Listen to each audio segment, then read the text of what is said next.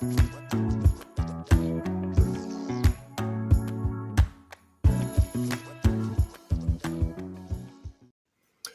welcome once again to the Doctor of Digital podcast. This is the Doctor of Digital, and the purpose of the show is to be transformative. I would like to introduce you, busy business leaders, to trends in business, technology, marketing your message. And this is the shortest jam-packed business podcast to highlight people you should know. Did you know that Shakespeare invented over 1,700 words that are still in use today? Some of his most famous creations include the words swag, gossip, and eyeball. Storytelling marketing weaves magic with words and images. Stories ignite our imaginations, transport us to new worlds, and make us care. So why not harness that power for your brand? Branding is your visual voice in the crowded marketplace choir. Branding is your personality, your unique song. Think of my favorites, Ian Hunter and Martha Hoople, whose music instantly evokes a specific feeling. During this episode, we'll discuss the changes in hot topics in a story-driven marketing and branding. Let's navigate these waters to understand these areas better and how they can work for you. By the end of this episode, I'm going to encourage you to contact my guest for the former Shakespearean actor, story-driven marketing and branding expert, Peter Bray. And with that, I'd like to welcome Peter to the program. Hi, Peter. How are you today? I'm doing great, thank you. How are you? Thanks for having me on the show. You bet. So I appreciate you taking out some time from your schedule. And I'm curious if you could tell us a little bit. You got an interesting background with Shakespeare and acting. So please tell us a little bit about that and what you did and what you do now. Sure, yeah. So, well, it all started right about the time when I got cast in a show as a clarinet-playing dog at the Royal Shakespeare Company in Stratford-upon-Avon, which is the birthplace of William Shakespeare. It's the place I live with my fiance now. And that was really one of the main early jobs I got as an actor in a 14-year career that was full of story, entertainment, lots of adventure. Took me all around the world, and I totally fell in love with the art of story, with the art of connection with audience, with kind of the passion and the creativity of the kind of ritual of sharing a story with an audience in order to connect. And that really, as a career in acting and all creative things, you might know already, that's a wonderful creative fulfillment thing, but it's not so good financially in between acting jobs. So what happened was I ended up becoming a copywriter on the side and really fell in love with the same art of story, but in written form and for the purpose of communicating a message to an audience, connecting about your products, what you do. And within that, I totally fell in love with email marketing. And I used to build mini businesses in between acting jobs, and just had the most wonderful connection with an audience because I would grow an email list and would tell stories to my audience about their world. I'd have back and forth communication with them, and then deep dive into telling stories about their pain, the transformations that they were looking for, and had people kind of buying from me, which just blew me away at that time. I was nearly homeless. I was living with my brother because I just had no money to my name. I was just a kind of a traveling actor, and would kind of do a show like a mercenary, and then in between would say, okay, what now? And people would buy products from me and say, look, I just buy from you because I love your emails. And that just changed my life completely. And it really kind of opened the doors to what's now my main career, which is as a professional story-driven marketer. Would you say, and what could you say about some of the changes that you've seen taking place within your field? Are there certain things that you would say, because now it's been quite a while that you've been doing this, and what changes could you identify for the audience? Yeah. So specifically in the world of email marketing, I'd say the biggest changes that have been happening more and more recently is with the technology and around deliverability. So Okay. one of the people I learned from was a copywriter and marketer called Gary Halbert, and he did direct response mail, so physical Mhm. mail, and he would run promotions to people's mailboxes, send thousands and thousands of physical letters. And what he Wow. used to talk about was a concept of the A pile and the B pile. And the same concept is true now. And what it was when people get posts through the mailbox, you pick it up and you sit it down and you put certain letters into the A pile, and those are the letters that you actually want to open. It's like, oh, okay, that looks like it's from someone interesting. Ooh, I've got actual mail. I want to read that. I want to see someone's writing to me personally. And the Right. B pile is everything that looks like marketing and promotion, where you just toss it unopened. And that his whole thing was you should be writing as a marketer to earn your place into the A pile. Not, it doesn't need to be a trick. It's not a manipulation. You want to be writing something that is valuable enough to end up in the A pile, so people look forward to opening mail from you. And the same is true for email. But what's the biggest change that I've seen recently is that the email service providers are automating the A pile and the B pile before your audience ever get to see it. So if you're writing mail to your email list that looks like it's in the B pile, then Gmail will take your stuff and they will put it into the promotions tab. Certain email providers will just put it straight into spam and junk, and your reputation goes down, your open rates go down. No one gets to see your emails. And if it's getting that, so that's been a serious change, and they're getting more and more sophisticated with doing that. And if you don't tackle that and start writing mail that is the kind of email's a personal channel. It started off as a kind of intimate, personal, one-to-one format, and that's the kind of mail that businesses, people who are building a brand with their emails, really need to focus on. And the same goes for all social platforms as well. For building a brand, you want to be writing posts, say on Facebook. They don't love just promotion, and people aren't in the headspace of looking for promotion and ads when they're browsing their Facebook. They're looking for gossip, they're looking for cool stories, they're looking for content. People scroll Instagram looking for content. So you want your personal brand needs to be fulfilling what the platforms want to give as an experience to whether it's email, whether it's social, wherever that be. So yeah, and they're getting more and more sophisticated with doing that. It's a huge technological change, and with AI, they're just going to get even more sophisticated at filtering that. So there's going to be no gaming the system. You just have to create really great personal brand content that tells the stories that people actually want to scroll and want to read and want to consume. Talking about the changes, but you're almost moving into something I was curious about, some of the hot topics. And what I think you're suggesting is really the automation that's going on, and maybe AI is applicable. So what kind of things would you say and can identify as hot topics currently?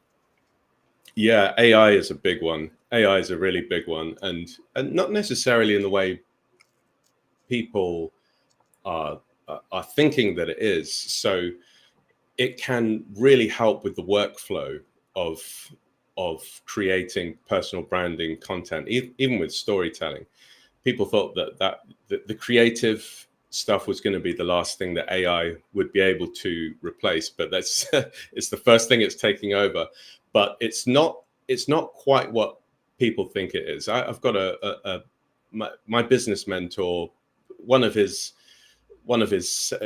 seven-figure companies is that he runs a ghostwriting agency. So they write books for clients, and they build sales funnels. And so he hires a lot of copywriters. And I asked him, what's your take on AI? Is this Hmm. is this going to take over with what you do. And he's like, look, I've spent thousands and thousands and thousands of dollars. I've bought everything that's about using AI prompts to create really good written content, books, emails, social posts, whatever it is. And I'll tell you, I've spent a lot of hours. My whole team's been going at it, and the best we can get it to produce.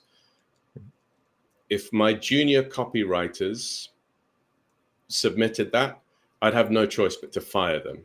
It just can't do it. And if you go into these programs, and I've bought a lot of programs about using AI to craft really good copywriting, messaging, marketing, messaging. Mm-hmm. And inside all of these programs that promise the world in 5 minutes with this cool AI prompt, what it is it can give you a framework. What it gives you is something that isn't a blank page, and then you just have to rewrite it and make it actually good. It's nowhere there. It's nowhere near there yet. But having said that, it's getting better so fast. So watch this space. It might happen in the future. We'll see. But I think it's always going to need you to be a copy chief. It's always going to need the quality control. No matter what happens, you're never going to be able to completely trust it enough to just get it to print and hit send. So the good news is that I now become a copy chief. I've got my own kind of a little bit worse than a junior copywriter, but I've got, say, a research assistant, someone to just something that helps me do some research, give some ideas, and gives a lot of ideas, and I can throw away 99 and pick the 1 in 100. But you need the kind of expert eye to notice the diamonds in the rough, let's say. Mm-hmm. Now, if that's the case, and trying to get sort of that generic person out there who's the business owner or a business leader, and let's say that they are really curious about what you could do, what would you recommend them to look at, and what would you recommend they start thinking about currently, given the fact that we've had some changes taking place and some hot topics? So what should they be aware of and conscious of currently? Yeah, so I'd say the main thing that you should get really good at is your owning your personal story world. So you can build a world around yourself. And what's happening is that AI is outputting a lot of volume. Information is I mean, it's already a commodity, but now with AI, you can get it to just tell you anything, and it can get things pretty accurate. ChatGPT can pass the bar. It can pass the medical doctor's examinations, and that was last year. So this stuff gets updated and patched every few months. So your information, that's a commodity. That's gone. What's left for you now, for you to claim, is a world of personal stories, anecdotes, how you think, how you view the world, your experiences. And AI can actually help you collect those stories. One of the most underrated, one of the things I'm most excited about with AI is using it as a kind of coach, is telling it, feeding it a guide. I'm obsessed with books, how-to information, personal development stuff. And I've always been obsessed with creating mini guides and SOPs. And one of the most valuable, mind-blowingly valuable things that I get from AI is feeding it these guides, teaching it my system of storytelling or uncovering stories, saying, let's go through an objection gauntlet where we just I get AI to help me throw up all of the reasons someone would have resistance or objections or questions, and then and then I teach it how to help me draw out stories that use the narrative form to handle these objections, to communicate the differentiators, and at the same time let people into my world and into my experience. So we build the rapport, the natural rapport, the anecdotes, the water cooler chat, that people kind of see that your consistent character come through. So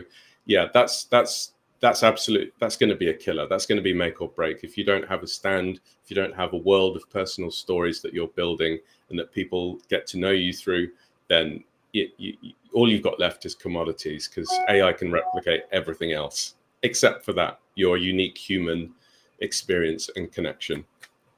And it's an interesting area then to consider, because it's not as though people are going away, and it's fact that you're saying just the opposite, and that it's more personal and it's really branding specific to an individual.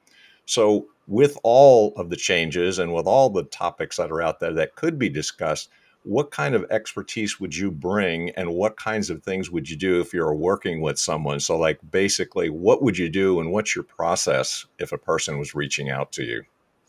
Yeah, sure. Well, there's a few ways that I can help. The end goal is to help build that moat around you, so you have these stories that you can use to completely sidestep the ever more crowded channels out there. So I can do that with workshops, with short workshops where we sit one-on-one, and I go through a real quick framework on how to just get these stories out, and we just work together on the page in a session.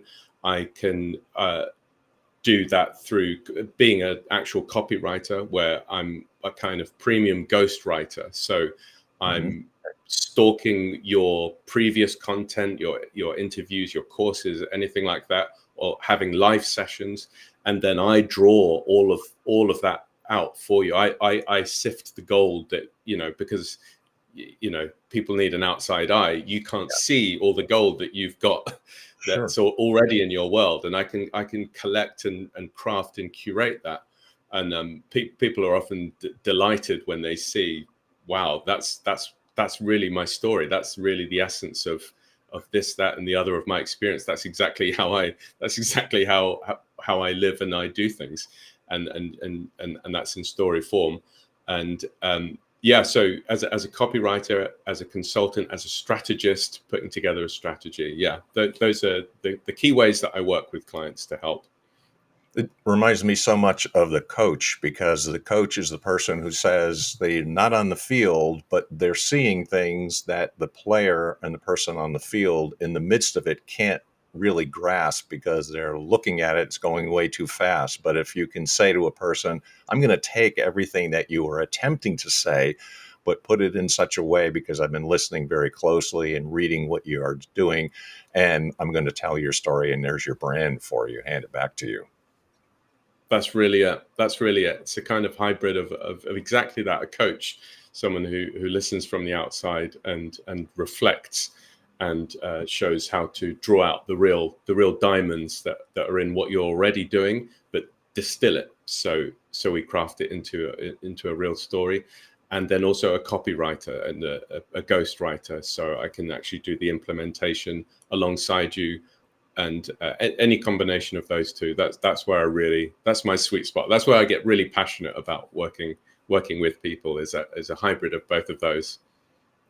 And it's the strategist too that you had mentioned, that you can really focus persons once they have that story, once they have that brand, and then you're now strategizing on how to move that organization forward based on all of the background and research that you've done. So Right. we talked a lot about what your expertise is, what you would recommend, some hot topics and changes. If a person was listening, what would you recommend that they do, and what kind of contacts should they reach out to you, and how do they get a hold of you? Yeah, well, I like to keep it simple, and I kind of put my stake where I put my money where my mouth is. Email me, Peter at peterbraymarketing.com. That's Peter at peterbraymarketing.com. Bray is spelled Bray. And let's have a conversation with my favorite channel, email, and we can go from there. And mention that you heard me on this show. I think this is fantastic what you do, Mick. So thank you. Well, I mean, you got a lot of expertise and bring a lot to the table. So it's really been my honor to have you on the show. So I appreciate it very much. And hopefully people will reach out, because you got a lot of expertise and a lot of things that could really help companies and organizations. Thanks for your time. I appreciate it very much, Peter. That's a pleasure. Thanks so much for having me on, Mick. You bet. So we say a lot of things about our guests, and that was a really packed filled with information. And I think what Peter is suggesting with hot topics and changes and really being up to date and really seeing what the AI revolution is doing, you still need people, which is great because that means we can still be employed and still do things as we do. And we always have. But, if you like the show, that's something I'd really appreciate if you could do something for me as well. If you know guests, if you want to watch the episodes, and if you want to listen again, make sure that you subscribe, you like, you share, and also positively review on Apple Podcasts, because when it comes down to keeping the show going, it's a big encouragement to know there's some people out there listening and saying some positive things. So until next time, thanks for listening to this particular episode with Peter. Until next time, we'll be coming back with another exciting episode and great information for you. Until then, Deus Volt.